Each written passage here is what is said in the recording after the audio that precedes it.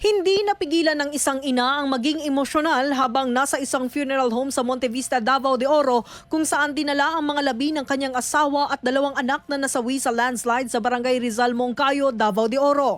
Sa panayam ng DXDC RMN Davao kay Jubilin Remedio, asawa at ina ng mga biktima, sinabi niyang wala siya sa kanilang tahanan nang mangyari ang insidente dahil nasa Davao City ito upang magtrabaho.